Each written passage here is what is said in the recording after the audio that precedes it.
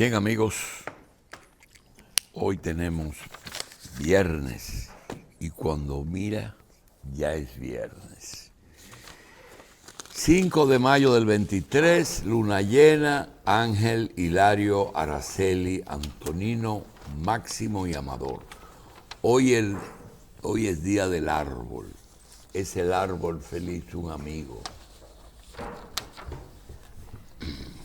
Ya eso no lo cantan en la escuela, ¿verdad? A mí me gusta más la de Mi árbol y yo, de Alberto Ese Cortés. otro, ese es más ese reciente. nuevo. El otro de nosotros es de los años 40. El ingeniero se sabe la canción. Es el árbol feliz, un amigo. Se sonrió, puso una cara feliz. Sí, porque le trae recuerdos. 100 canciones y 1 millón de recuerdos. Pero Que nos... Bien. hay Y el día amistades que son como sembrar un árbol, doctor. Que usted tiene que sembrarlo, echarle agua y olvidarse de él. A ver si un día da sombra. Señores, están de cumpleaños los propietarios de farmacias Fátima Strider, Rafael Castillo, Milady Alberto, Eusebio de León e Ingrid María García. También está de cumpleaños nuestro querido Wilson Pichardo. ¿Tú lo conoces? Oh, Wilson Antonio Pichardo. usted como dice Ramón Santos, un faculto. Así es que él dice. Cándido Peña. ¿Dónde está Cándido? Cándido Peña. Hombre bueno y sin malicia. Ese es un personaje medio difícil de descifrar, doctor. ¿Quién? Cándido. Difícil. Lo más fácil es. Paulino Reyes de León. Cuando nosotros comenzamos a trabajar, una vez encontré al general Paulino Reyes de León. Creo que era jefe de la policía el día que mataron a Guzmán. El día que se mató a Guzmán. Y nos dio un consejo. Me dice, ustedes le llegan muchas informaciones. Tienes que aprender a filtrarlas. Cuando una persona te lleva una información, tú tienes que saber si es alguien que tú le pagas para que te lleve información. Ese cuando no las tiene, la inventa, porque no puede perder el empleo. Otros van a buscar algo y otros van a joder a alguien.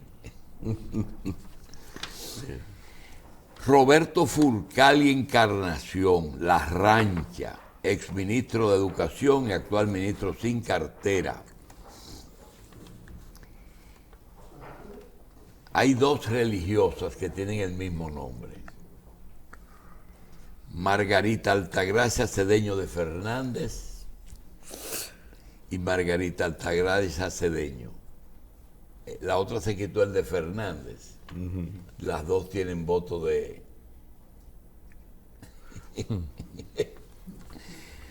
Sí, hay una religiosa, una monja que se llama Margarita Altagracia Cedeño y Fernández. Una coincidencia. Está de cumpleaños el doctor Milton Ray Guevara, amigo de muchos años, presidente del Tribunal Constitucional, ministro sin cartera del gobierno de Guzmán, egresado de Ucamaima y cónsul, creo que fue en Haití, en Francia o en Nueva York. Bien, a Milton, a Roberto Fulcal, a Paulino Reyes de León y a Sor Margarita, le deseamos salud y larga A vida. Milton añádale, fundador de Finjus también. Primer director ejecutivo del Director FIN. ejecutivo. Bueno, lo que pasa es que Finjus estuvo patrocinado en principio por el Banco Popular y él estuvo en un momento muy, muy cercano del Banco Popular Dominicano. Señores, hay una serie de temas que son los que nos decidimos poner. Estamos hablando mucho de la inteligencia artificial, estamos hablando mucho de inflación, estábamos hablando mucho de Haití, que siempre hablamos de Haití, levantan la voz en auxilio ahora de los niños haitianos y de espionaje telefónico. Yo no sé por qué le han dado tanta importancia a eso, porque eso no es nada nuevo. Y la campaña que comenzó el día 1, hoy tiene su escenario en Europa. ¿Usted no ha averiguado si le han pinchado el teléfono, doctor? ¿Quién? Usted. No tengo nada que averiguar de eso. Me tiene eso sin cuidado. Y si usted le dice, doctor, tenga cuidado que están oyendo todo lo que usted dice. Óyeme, mi profesor es el señor aquí. Sí. Lo que yo digo en televisión es lo que hablo por teléfono. No tengo nada. Y que esto no se puede decir, ven allí, no te puedo decir. No se lo diga a nadie tampoco. No le diga eso a nadie. No, tampoco le dice. Nada de eso. Bien.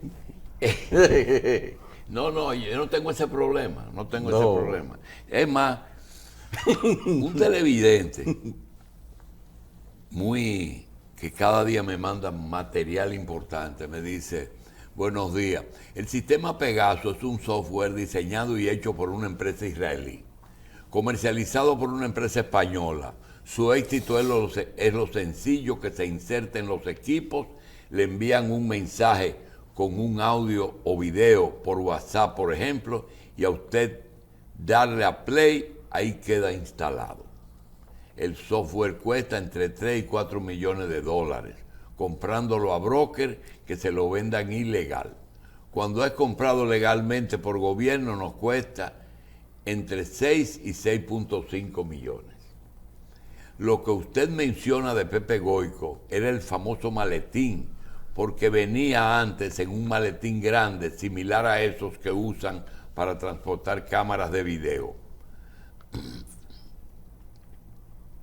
Le llaman hoy a ese sistema de interceptación. Lo que hacía era interceptar y decodificar las conversaciones de celulares, y realmente era de Baninter. Lo compró fulano, de ahí está el nombre de ese fulano, pero yo no sé si es verdad, encargado de telecomunicaciones de Baninter. Costó un poco más de $500,000. Era un dineral. Para esa época tenía una limitante que solo interceptaba celulares de Codetel, Tricón y Centennial. Los de Orange no tenían la capacidad de interceptarlo. Ese problema no es nosotros. Hay una noticia interesante que aparece en el listín, que es que amenazan a la fiscal. Miren, con la fiscal de la capital, ella se quejó ante la Procuraduría diciendo que la estaban amenazando, y la Procuraduría va a investigar. Me encuentro raro porque yo entendía que la fiscal del distrito tenía su propio sistema de investigación, pero parece que no. Con ella hay un problema. Está nombrada por el sistema ese de carrera, Sí. pero ella no es del agrado de la Procuraduría, porque ella está catalogada como una persona de Jan Alan. Por eso todo lo de Jan Alan lo dejaron en la Porque Procuraduría. fue en la gestión de él que se nombró. Pues. Y ella ha hecho su trabajo, tranquila, y la han dejado. El otro elemento, lo hablamos aquí, creo que José estaba ese día. Están hablando de apagones y usaron una fotografía que es la costumbre de tirar zapatos en los alambres eléctricos. Guindar los tenis. ¿Eh? Guindar los tenis. No, guindar los tenis es otra cosa, eso es morirse. Sí. Estoy hablando de tirar zapatos y engancharlos en los alambres. Entonces yo te quiero preguntar, eso está en todos los barrios y dicen que eso tiene una connotación rara. Ah, sí, dicen eso. Que no es un deporte sencillo. Ah, que dicen, hay gente que dice que eso es para señalizar por dónde está el punto de droga y esa cosa, pero eso no es verdad, porque eso es un invento viejo, lo de colgar Tema, zapatos. inteligencia artificial, Haití, espionaje telefónico y la Cámara de Cuentas. Ayer tuvimos el privilegio de hablar con Terrero, pero eso está resumido en el problema de los organismos colegiados. ¿Por qué ese y no yo? Ese es como se resume. Lo tuvo Subero con Papi Luciano en la Cámara, en la Junta Central ha ocurrido en 2 o 3 ocasiones. Hay problemas con eso. Pero Sí, pero si hay un organismo colegiado que nunca ha funcionado en el país, es la Cámara de Cuentas. Ellos se llevan el récord. Nunca ha funcionado. Al extremo que en algún momento se discutió en los más altos niveles en convertirlo en un tribunal en un tribunal superior administrativo. Hay una tesis escrita incluso por uno de los viejos de Cudrey proponiendo eso, de los viejos, de la primera generación, de los juristas de Cudrey, que lo reprodujo con un prólogo muy inteligente Néstor Caro después en los años de Balaguer. De manera que ese es un tema que no coge suero. no coge echar. Bien. Es natural que en todo organismo colegiado haya diferencias, pero ponerse a ponerle la mano a una secretaria y eso es otro tema. No hay que tener, hay que estar de vago, dando vueltas en un conjunto humano para dedicarse a esos menesteres. Hasta ese nivel ha llegado ese instrumento. Hay una respuesta que quería darla delante de José Israel con respecto a José Israel. Estábamos hablando de por qué él no trataba algunos temas. Primero, no puede tratar todos los temas, porque lo que tiene es un segmento. Y lo otro es que quieren que él hable de cosas que yo creo que es más importante la actualidad que 100 canciones y 1.000.000 de recuerdos. Pero, en beneficio de José, quiero decir lo siguiente. José tuvo el privilegio de comenzar temprano en sus quehaceres políticos, cuando nosotros ni siquiera teníamos una idea de si Trujillo era bueno o era malo. Ya José sabía que era malo, ¿verdad? Siempre ha estado donde ha tenido que estar. No tiene nada de que arrepentirse, siempre ha estado donde ha tenido que estar. Bueno, quizás la persona que insiste, que es más de una, lo que quiere decir que él se ha equivocado. No, no se equivocó. Él ha estado donde ha tenido que estar. Estuvo en el movimiento 14 de junio, en los últimos años de la era Trujillo. Estuvo en la revolución, que era donde tenía que estar, y después estuvo en el PCD. No se podía hacer más en 80 años, ¿verdad? Así es. Cuando me iba para la Unión Soviética a estudiar, me preguntó ese amigo, me dijo, quiero saber qué tú piensas de la Unión Soviética. Y cuando yo quise darle la respuesta, me dijo, no, pero no ahora, ¿no? Cuando tú vengas. Cuando tú vengas me dices. Sí. Ya él como que sospechaba algo, ¿verdad? Expectativas de su realidad. Sí. Bien. Vamos a conversar con el ingeniero Cuello. Y yo quiero plantearle lo que realmente nos puede ayudar. José, comenzaste a hablar de los organismos colegiados. Amplía el concepto. Los organismos colegiados, por definición, provocan el enfrentamiento.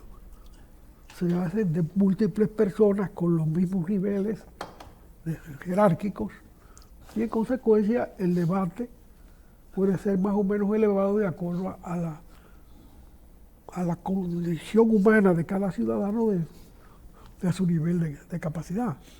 Hay gente que tiene nivel de capacidad altísimo y es un malvado. Hay gente que tiene niveles más modestos y es bondadoso y sano. Pero son seres humanos, nadie es igual. El organismo colegiado pretende conjugar intereses y criterios diversos para que tenga representatividad. Ahora, si se pone gente sin capacidad o por influencia, durante muchos años esa Cámara de Cuentas la manejó un dirigente deportivo, para no mencionar, un innombrable. Y hacía lo que le daba la gana con eso. ¿Cómo maneja? Hay siempre quien maneja los nombramientos de la Junta Central Electoral, ya con fines más específicos. Porque a la Cámara de Cuentas se va a buscar una botella, ¿eh? Esa es la realidad, eso es una botella. Y para evitar los problemas internos en esos organismos colegiados, que son muy frecuentes, quizás convendría delimitar los campos, las competencias, de forma tal que no hayan esos conflictos entre iguales, porque son demasiado iguales y todo el mundo entiende que... En la Suprema están por ejemplo, ahí el tribunal, cada uno tiene un área. Sí. Pero definitivamente el presidente de la Suprema es que hace la agenda, ¿verdad? Exactamente. Y la otra es, que yo pensaba que era por ahí, no es delimitar los campos, sino que cada año sea un presidente diferente. Puede ser también, esa es otra fórmula. Cada organismo puede tener su fórmula, pero sus componentes definen el organismo. Si tú creas un organismo de auditoría de las cuentas públicas, ¿qué es eso? Para eso está creado. El objetivo más claro de él es eso. Y ese organismo no hace eso todos los años, con todas las cuentas públicas, no está funcionando. No ha logrado su efecto. Que tienen menos capacidad, más capacidad, que tienen funcionarios secundarios que hacen el trabajo bruto, y lo hacen bien o lo hacen mal. Yo no sé. Mira, Lo cierto es que no he visto nunca un resultado de la Cámara de Cuentas que satisfaga lo que debe ser ese organismo. Nunca. Mira, a mí no me gusta decir cosas que vayan en contra de los hábitos y costumbres que tenemos. Por ejemplo, hablar bien de Balaguer en alguna área es malo, pero yo quiero decir, comisiones, consejos directivos que son gobiernos colegiados. Yo te puedo decir que en el Banco de Reservas Balaguer nunca se metió. Nunca se metió y tenía un consejo, pero de verdad, tú oyes, y nunca, porque le convenía eso. Pero ahora mismo la oposición está acusando a la Junta Central Electoral de que está demasiado parcializada con el gobierno. ¿Verdad? Uno a veces no sabe qué es. El Consejo de la Magistratura lo llevaron del Senado a los partidos, porque antes eran los senadores y los diputados los que nombraban las cortes de los pueblos. Y ahora resulta que es el presidente del Senado, un partido de oposición, los mismos políticos. Sí, pero ahí se hacían intercambios entre los diputados y senadores. Sí. Porque aquí había 7 fiscales, por ejemplo, ayudantes fiscales, y 7 jueces de cámara. Entonces le ponían uno allá a cambio de uno aquí. Bueno. Allá en una provincia pequeña, no había uno. En el día de ayer, pero, José, pero había un diputado, dos diputados y un senador que necesitaban su parte. Entonces se le volvía a poner uno aquí y le entregaba uno allá.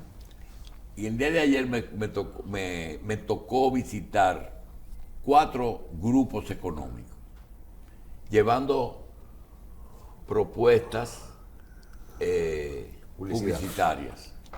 y quería ver la cúpula. Y pensé en ti, digo, caramba, qué buen programa se haría si nosotros desarrolláramos. Por ejemplo, fui al grupo Barreta, fui al grupo Vicini, fui al grupo Nacional y fui al grupo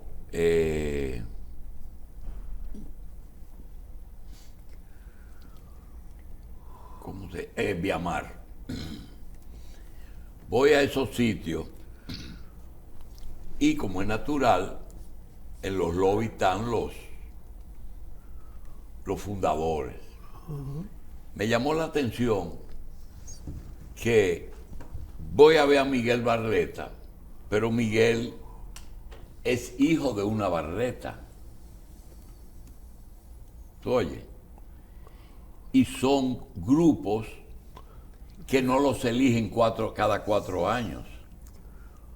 Son grupos que han estado ahí presentes. ¿Desde cuándo los Vicini están en el poder? Desde que lo cogieron. Desde que lo cogieron. Cuando los americanos se iban a retirar de aquí, ¿a quién le dejaron el poder? Al presidente Vicini Burgos. Bueno, ellos llegaron aquí después de la guerra. El que le dio duro a los Vicini ayer fue este muchacho. ¿Cómo se llama? Que hizo el artículo. ¿Qué hace un periódico? No, hombre, que Esto está como Don Chapatín. ¿Eh? ¿Tú te recuerdas de Don Chapatín? Una de las versiones de Tres Patines. Los viejitos sentados en un sillón hablando cada uno. Mañón, ¿cómo es? Ah, Melvin Mañón. Melvin. Ay. Y que están en su peor momento, según Melvin. Ajá. Se han hecho añicos, digo yo, coño, qué forma rara de ser añicos. Ahora son multinacional, imagínate. Siempre han sido multinacionales. Siempre, ¿verdad? Siempre. Mira, el que vivía de exportaciones en la era de Trujillo estaba obligado a ser multinacional. El que vivía de exportaciones en la era de Trujillo. Estaba obligado a dejar cuarto afuera. Pero claro, para garantizar su fortuna. Porque es que ¿Por qué Trujillo no se metió nunca con ellos? Ni quiso ser socio de ellos. Ni ellos querían a Trujillo. Ni ellos querían a Trujillo ahí. Trujillo era un socio difícil, complicado. Claro que negociaron. Cuando estaban en la lista negra de los americanos por ser italianos. Cuando estaban en la lista negra en Estados Unidos. En Estados Unidos no, en toda Europa. Particularmente en Londres. Sí. Trujillo lo ayudó. Entonces, el presidente de la Casa Vicini en ese momento era Manuel Arturo Peñavalle, que era su abogado. Y era el presidente de la Casa Vicini. Después Yanni lo ayudó a Trujillo el 30 de mayo. Sí, bueno, ese es el final. Ese fue el cambio de fase. Ahora sube el sitio, ¿verdad?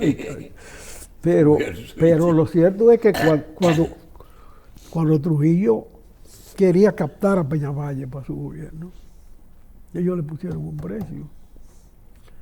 Si yo se lo entrego si usted no resuelve el problema del hombre.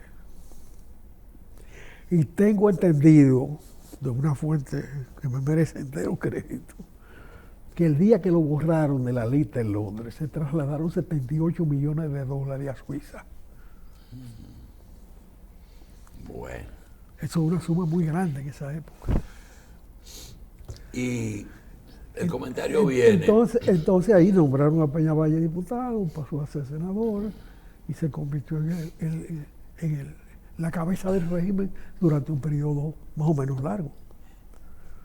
Bueno, el comentario de la visita viene porque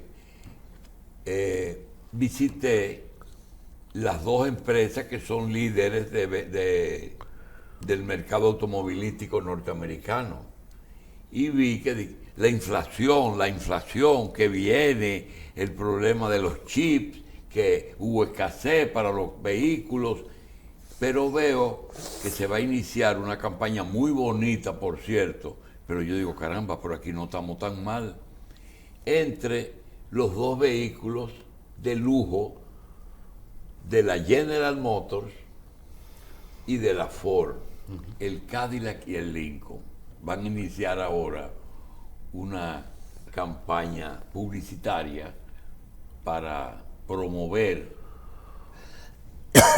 porque el Lincoln está un poquito arriba del otro y el otro se va a tratar de poner a la par. Pero el cuento es, todos estos problemas económicos, ¿cómo afectan un mercado tan de lujo, José? La gente se hace monumentos a sí mismo y se gasta un dineral en tonterías. De manera que ese tipo de vehículos, el que lo tiene, muchos de los que lo tienen usados. En el mercado norteamericano de segunda mano se consiguen muy baratos, porque normalmente los que usan esos vehículos los prefieren nuevos. Si tú quieres un vehículo por su calidad, de esa gama, cómpralo usado en Estados Unidos, son igualitos. Pero aquí cuesta un dinero, sencillamente un dinero.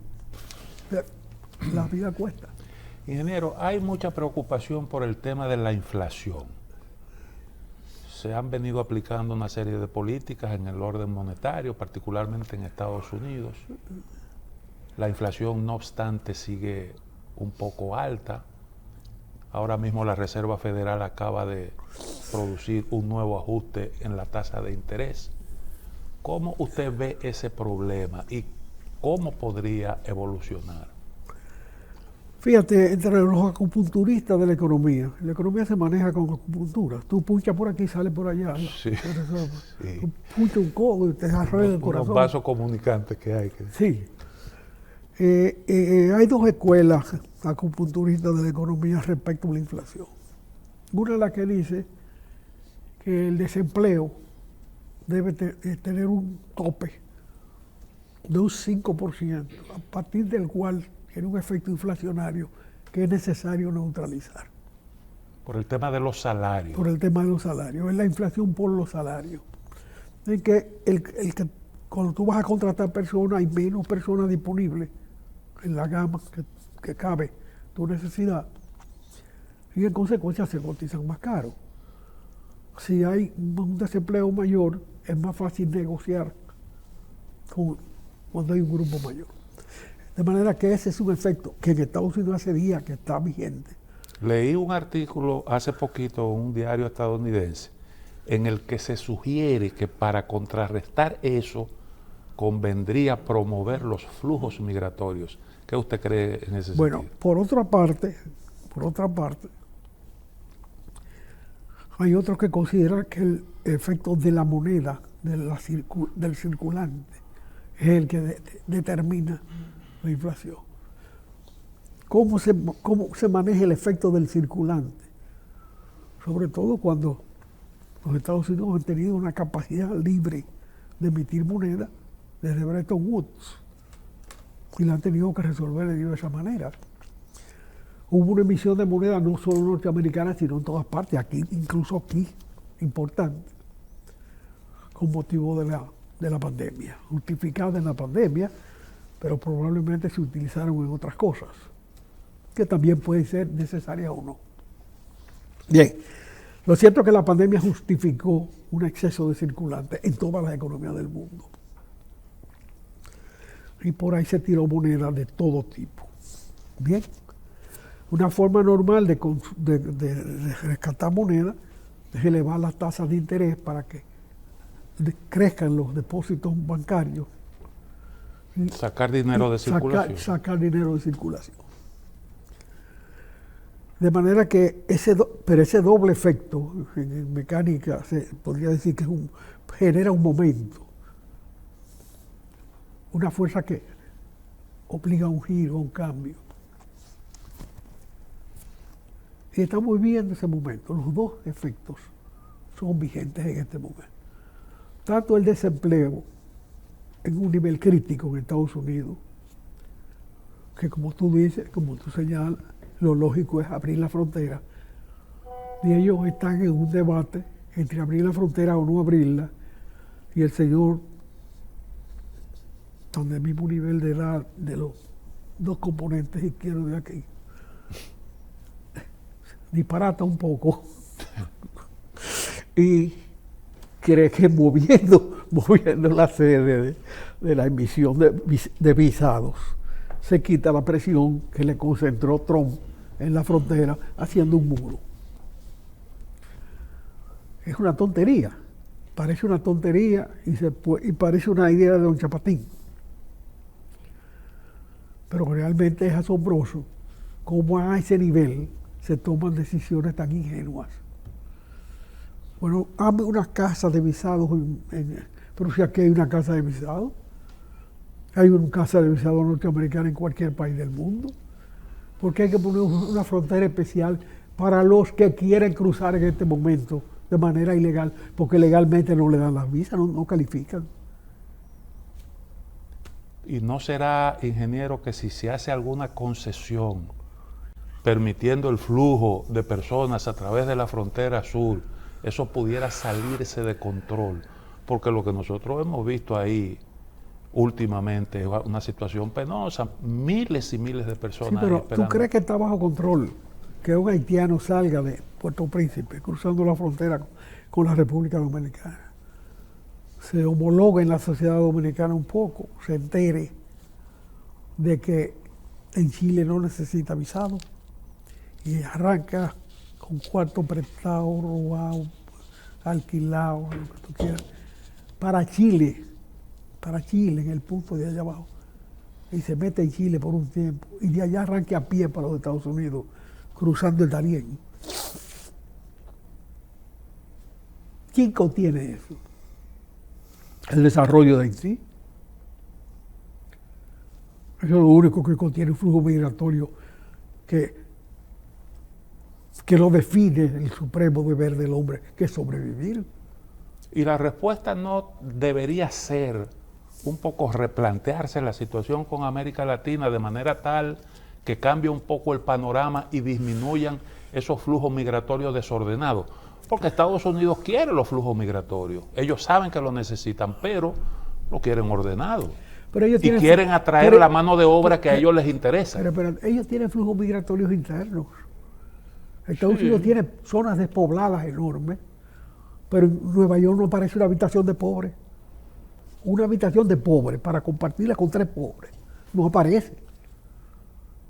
Ni hablemos en California, donde son las concentraciones de pueblos más grandes.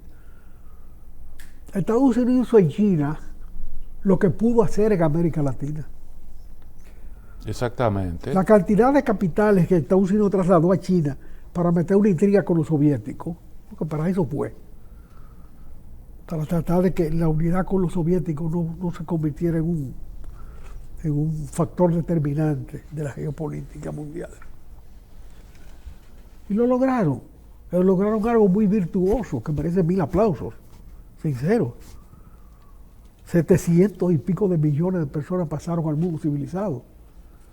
Y eso es algo que no había pasado nunca, en términos proporcionales, como quiera que tú lo miras. Eso en una sola generación es algo asombroso. Pero crearon un competidor. Crearon otra situación. China es hoy la segunda potencia mundial en términos de Producto Bruto Interno. De manera que, si ellos hicieron eso allá, lo pudieron hacer aquí. Kennedy de alguna manera lo vio y propuso la Alianza para el Progreso, que se convirtió en un agente político, un agente de espionaje, todo lo que quiere, y desapareció el 22 de noviembre. Alianza para el Progreso parecía más un programa para un poco bajar tensiones políticas, porque no contemplaba inversión para el desarrollo. Mira, eso se fue definiendo en el curso y terminó en Dallas. Sí. Ahí murió. Con un tiro ahí. Un tiro en la cabeza. Que ese fue el motivo, yo no sé. Pero ahí desapareció. El resto fue disparate. Ahora, en lo que tiene que ver con la inflación, ¿qué parte corresponde con la emisión monetaria excesiva que usted planteó? ¿Y qué parte le corresponde al tema de la guerra en Ucrania? Porque las sanciones han tenido un efecto tanto para Estados Unidos como para Europa, sobre todo para Europa. y claro, con una repercusión a escala global. Fíjate, cuantificar el efecto de un factor u otro no es fácil en una mesa de conversadores de televisión. Eso es un problema ya más técnico. Lo cierto es que los dos efectos son reales. Lo malo es cuando se es unilateral en el análisis y se trata uno solo de los efectos y no se conjugan los dos. Los dos operan simultáneamente. Y lo que es peor, al operar simultáneamente y no en el mismo punto, crean una tercera fuerza más inmanejable. Ya la mecánica es más complicada.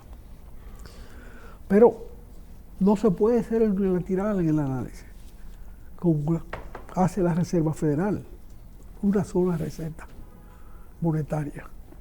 Claro, es el factor que ellos manejan. Ahora, el poder político que maneja la inmigración, evidentemente, está dando palos de viejo. No de loco, de viejo. Porque eso de pensar que poniendo una frontera más lejos, una casa de visas para inmigrantes que como quiera van a cruzar por ahí. Señor, maneje la cosa racionalmente. Son gente que necesita trabajar. Negocie con ellos en la frontera para dónde van. Si usted quiere dispersar esa inmigración que necesita. Pero ese es un tema político en Estados Unidos, ingeniero. Ah, bueno. Ese es el otro aspecto que tiene, porque hay una parte de la sociedad estadounidense que ve ese problema de forma distinta y entiende que ahí hay un riesgo grande. Pero yo te digo una cosa, tengo el tema de dominicanos que residen allá, amigos, que se han ido de Nueva York a recoger hongos y a clasificar hongos muy lejos, porque ahí pagan $25 por hora de trabajo. Eso es convincente. Gente que tiene negocios en Nueva York, pero no tiene habitación. Tiene que dormir todos los días al salto de la pulga en un cuarto. Y tiene negocios propios. Y se va a sitios despoblados a hacer trabajo de recolección agrícola. Pero son $25 la hora, que no se lo gana en su negocio. De manera que, si uno sabe que eso está pasando aquí, entre personas cercanas, ¿cómo ellos no pueden percibir esa situación? Que el asunto es facilitar la inmigración, de la cual ellos han tenido beneficios enormes. Porque hay una señora haitiana que es la vocera del gobierno americano. Karine Jean-Pierre. Y lo hace muy bien. Sí, muy bien. En el caso, por ejemplo, de Canadá, ellos tienen un gobernador supremo que no tiene mucha función política, pero fue una señora haitiana también, de origen haitiano, la que fue gobernadora de Canadá durante muchísimos años. Era la representante directa de la reina. Ahora, entonces, y hablo de haitianos porque el haitiano aquí es la última parte de la vida social, es la cola del mundo social. ¿Cómo pueden triunfar en Estados Unidos? Porque son seres humanos que están dispuestos a triunfar. Pero da lucha triunfar en Estados Unidos y llegar a esos niveles. Hay dominicanos en muchísimas posiciones. Pero en el tejido social norteamericano no falta un dominicano.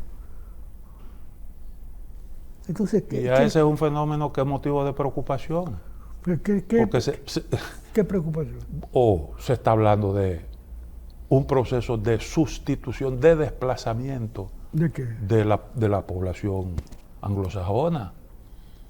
Y esa es una teoría de conspiración. Pero el primero que llegó a Manhattan fue un dominicano. Antes de que llegara pero yo no estoy defendiendo ese punto de vista. No estoy defendiendo el punto de vista, le estoy diciendo cómo piensan sectores de la sociedad estadounidense. Eso está en el debate ahora mismo. Pero parte del debate hay que hacerlo aquí, porque nos afecta a nosotros. A propósito de eso, si en Estados Unidos los flujos migratorios deprimen los salarios, porque usted lo está planteando, para evitar la inflación. Sí. La inflación es consecuencia de que como hay poca mano de obra, hay que pagar más y por tanto eso genera un problema de costo que se refleja en los precios de los artículos de primera necesidad. Si llega más mano de obra, los salarios se deprimen. ¿Cómo opera ese factor en países como República Dominicana, con un flujo migratorio, una presión migratoria tan alta? Bueno, tiene un efecto doble. Los precios de lo que ellos mandan para acá tienden a crecer, pero también las remesas de los dominicanos tienden a crecer. Fíjate que la virtud de ese mercado... Yo me refiero en cuanto al salario. Al salario... Al salario, aquí. sí, aquí, claro. Bueno, hay que analizar la economía dominicana como tal y un efecto es la compra externa. Pero precisamente nuestra emigración remite al país algo más que el déficit de la balanza comercial con Estados Unidos. Probablemente ningún país registra esa situación. O sea, los dominicanos mandan más dinero para acá que lo que se acumula como déficit comercial con ese mismo país. Compensan el déficit y queda un chin. Ahora, en Estados Unidos, ingeniero, ahora mismo se está hablando de la posibilidad de una estanflación, porque hay precios altos, la Reserva Federal incrementa la tasa de interés y eso se supone que va a seguir reduciendo la tasa de crecimiento y por tanto se pueden combinar alta inflación con bajo crecimiento o decrecimiento. Ya hubo una época en que ese fenómeno se presentó en los años 70 y lo único que dejó como conocimiento fue la palabra, el nombrecito. ¿La palabra? Lo único que dejó Ajá. fue el nombre, la estanflación. Ah, porque ese era un fenómeno que no se conocía. Exacto, y se quedó el nombre, pero no la solución. ¿Cómo se solucionó eso? Confieso que no lo sé. Pero realmente se creó un momento de nadie, un vacío, que se resolvió con el concepto, pero no con la receta. El otro aspecto es, ingeniero, lo que tiene que ver con las sanciones a Rusia. Se está creando una situación que pudiera hacer insostenible eso, aunque lo que estamos viendo es una especie de escalada en el plano militar. ¿Cómo usted ve eso? Bueno, la escalada en el plano militar se nutre del esfuerzo militar. Sí, claro. Ella tiene su nutriente ahí. Ahora, en términos económicos, los efectos han sido estos. Rusia vio de repente que perdía el flujo de dinero que compensaba sus déficits externos y le creaba una situación a mediano plazo difícil. Entonces le bajó el precio. ¿Flujo de dinero por concepto de qué? De exportaciones. Ajá. Que necesita para pagar sus importaciones. ¿Eso antes de la guerra o después de...? Antes de la guerra, Rusia es una nación que hizo su revolución industrial en ruso, no en inglés. Y es complicada. Pero no más de ahí, sigue siendo un exportador de productos primarios. Hasta los lavas, aquí se reían de ellos. Allá lo deseaban. Una fábrica que montó. Sí, con tecnología italiana. Tecnología italiana. Bueno, hasta la ciudad le pusieron el nombre de Togliatti. Hasta la ciudad donde hacían el lava le cambiaron el nombre. Bueno, el asunto es que esa triangulación ha sido encajada de manera virtuosa y los resultados han sido buenos. ¿Por qué? Se redujo el flujo, la presión que se quería hacer era reducir el flujo monetario de moneda fuerte hacia Rusia. Eso se logró. Pero ellos lo compensaron bajándole el precio para venderle a los chinos y a los hindúes y a todo aquel que le pudiera comprar. Naturalmente están vendiendo más barato. Sí, su claro. flujo es menor. Pero eso lo puede compensar con una mayor exportación. Porque definitivamente eso se lo dio la naturaleza. Ahí hay muy poco valor agregado en cada momento de la producción. Y no hay que invertir capital, simplemente seguir sacando del fondo de la tierra y vendiendo, aprovechándose de un efecto beneficioso de la naturaleza misma. Bien, la India compra un producto barato, lo puede utilizar para su economía, que tiene una fuerza muy grande.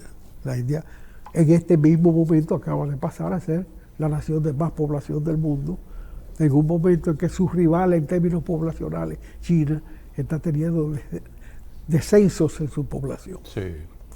De manera que por mucho tiempo China seguirá decreciendo en su población y la India seguirá creciendo porque no tiene control de natalidad ninguno, ni tiene cómo hacerlo. Pero su economía recibe ese beneficio de una coyuntura que no creó y se ha manejado vendiendo a los propios mercados europeos el petróleo ruso que sale por allá. De manera que tampoco tiene efectos negativos en la economía europea. Esa es la realidad de lo que ha pasado. Ese petróleo es refinado por los hindúes y vendido en el mercado internacional con el valor agregado de la refinación, desagregado en este caso, en términos de los componentes, pero agregado en cuanto al nuevo producto. De manera que se está beneficiando la India porque está produciendo más material exportable a la vez Que importa más barato. a la vez que en Europa se neutraliza el efecto de la sanción. Y no hay ahí mucha hipocresía en ese mecanismo, ingeniero. Bueno, están satisfechos todos. Es una situación de mutua conveniencia, de recíproca conveniencia. Porque el saldo final no es tan negativo para Rusia. Están vendiendo más barato, es verdad, pero el volumen sigue siendo alto. El volumen sigue siendo alto, pero han perdido su cliente principal. Eso es cierto. Y eso acelera un proceso que ya estaba en marcha, pero que ahora quiere una velocidad enorme de sustitución de los combustibles fósiles. Aunque eso será un poco más a largo plazo. ¿Cómo la Que, lupa? a largo plazo me refiero a la repercusión interna de las sanciones, porque todo esto interesa de cara al problema, al conflicto que hay planteado. No, pero mientras tanto los países que están alertas en el asunto siguen progresando en la tecnología. En Australia se está produciendo hidrógeno a un bajo costo, con agua de mar, de alta mar, ya con un costo manejable de la economía. Tú estás separando las moléculas del agua de mar en todos sus componentes a un costo muy barato. Que por cierto, hay un problema entre Europa y Estados Unidos, porque los Estados Unidos han pasado a ser suplidores de gas y petróleo a Europa. Y entonces los suplidores quieren una garantía de Estados Unidos está acostumbrado a hacer la guerra fuera de su territorio. No, lo que yo quería decirle, Ellos son unos fenómenos ellos quieren una garantía de que le van a seguir comprando por un tiempo determinado, porque todo eso implica inversiones. Y yo no voy a invertir para que después mañana tú me digas, mira, ya yo no quiero eso, voy a trabajar con hidrógeno o voy a trabajar con cualquier otro combustible. Bueno, pues hay mercados que ya lo están perdiendo. Los países del Mar Báltico, que son muy importantes, pero en un proyecto a la cabeza del cual está Noruega y Dinamarca. Ya no es mantequilla danesa lo que están vendiendo, ya es tecnología. Sí. Bueno, están produciendo energía eólica con fuerza de viento en el Mar Báltico. Y ese conjunto de producción de energía del viento opera como una sola central generadora que compensa las demandas de los distintos países del Mar Báltico. Incluye a Suecia, Finlandia, Dinamarca y Noruega principalmente. ¿Tú te supones lo que es una planta eléctrica metida ahí? Es una planta eléctrica. Lo único de una forma distinta. Sí. Y produciendo con 5 mercados, 6 mercados virtuosos. Esto vino para quedarse. Esto está funcionando ya. En China, en la base de los generadores eólicos, se están cultivando peces. Peces que no se contaminan con un mar dañado, sino un mar que está bueno, donde tú estás produciendo energía y no estás dañando el ambiente. O sea, todo eso surge del espasmo, de la guerra. La mayoría de esas cosas son irreversibles. Hasta ahora Estados Unidos ha hecho 3 guerras mundiales. La primera es la que hizo con España y le quitó Cuba, y le quitó Hawái, y le quitó Puerto Rico, y el copón bendito. Esta fue la primera en el tránsito del siglo XX, hacia el siglo XX. La segunda, que se llama primera, fue la Primera Guerra Europea y la otra, la Segunda Guerra Mundial. Las 3 las ha ganado Estados Unidos, sin que caiga una bomba en su territorio. La única que ha caído, lo reitero 1000 veces, es la Torre Gemela. La del 11 de septiembre. Y Pearl Harbor. ¿Eh? Y Pearl Harbor, que fue un ataque japonés. Bueno, pero fuera de su territorio, en una base militar, en un territorio en conflicto, hijo de la Primera Guerra, de la que hizo con España. Porque ese fue un botín de guerra de los Estados Unidos cuando derrotó a España. Pero en su territorio como tal, la única bomba que ha caído fue esa del 11 de septiembre,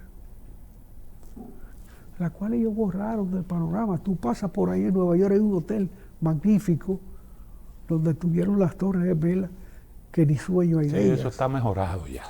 Sí, eso está. Esa zona la han mejorado. La gente va a buscar dónde está la piedra rota. No hay ninguna piedra rota. Sí. De manera que, ahora pero conflicto. este no va a terminar allá, yo no sé.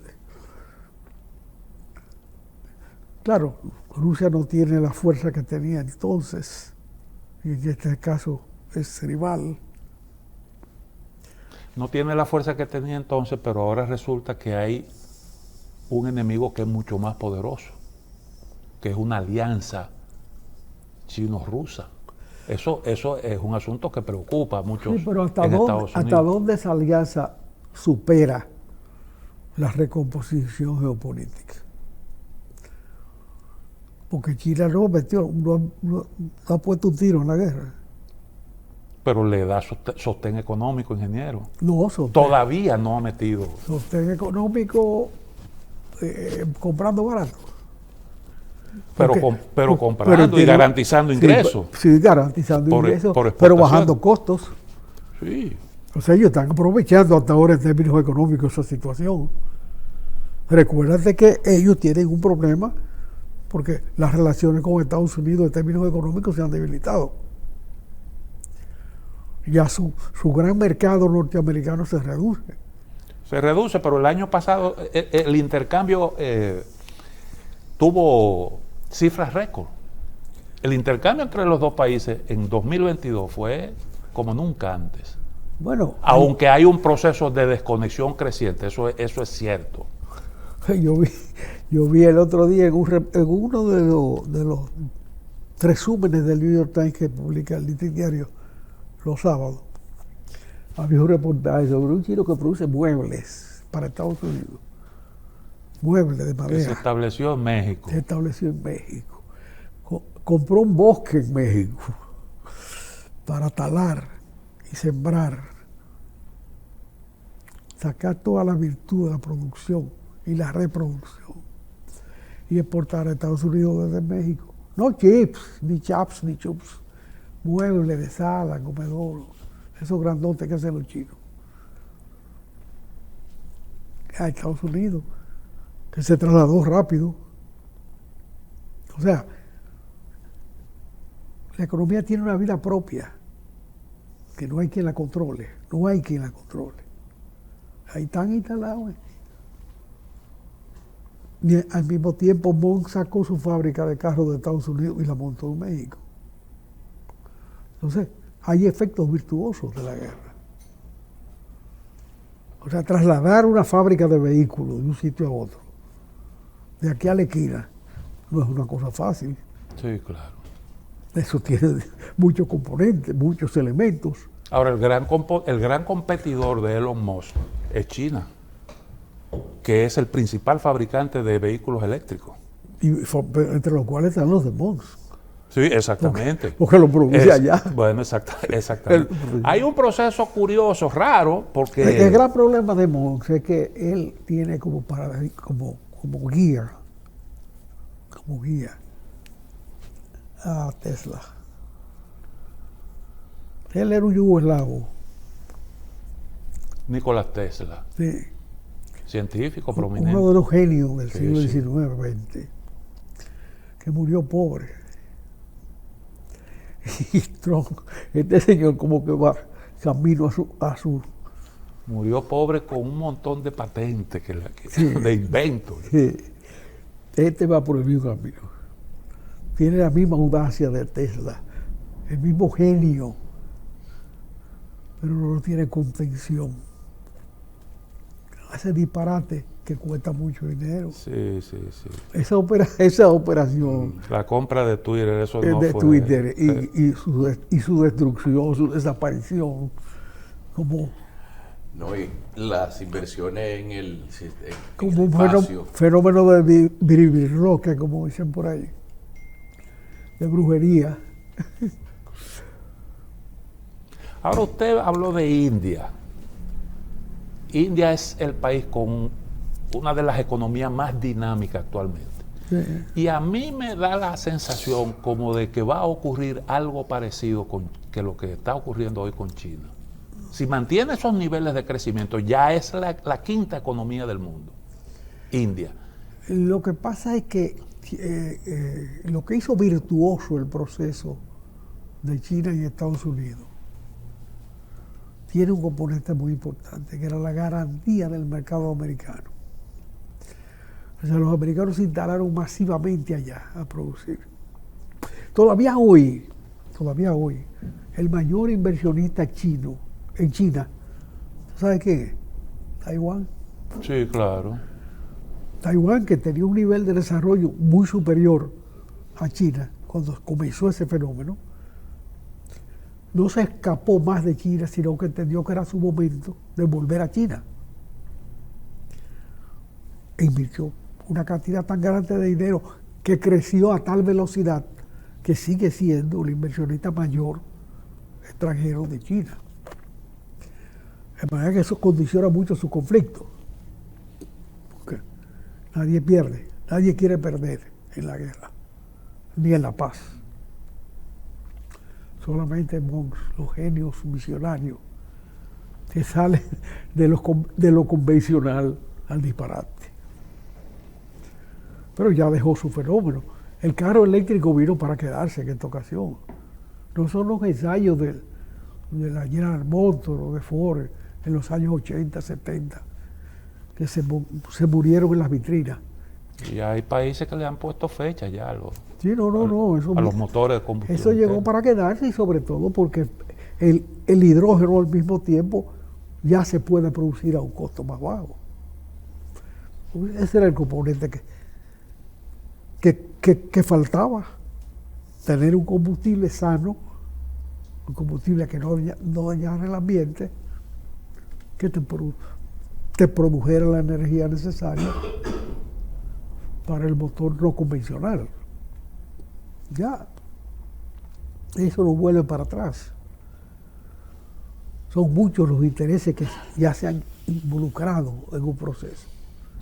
Ahora, tiene la India ese flujo de capital externo previsible para una expansión como la de China en un momento determinado. Yo no sé.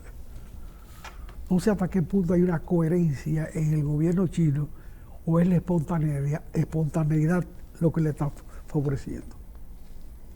Porque ese cheque blanco de Kissinger a China, a cambio de que se distanciara de Rusia.